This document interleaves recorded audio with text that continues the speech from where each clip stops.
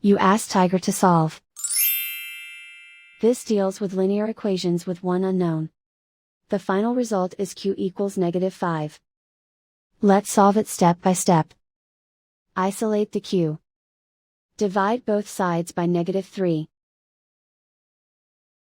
Cancel out the negatives. Simplify the fraction. Move the negative sign from the denominator to the numerator. Find the greatest common factor of the numerator and denominator.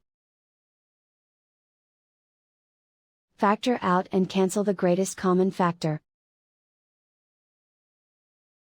And so the final result is q equals -5.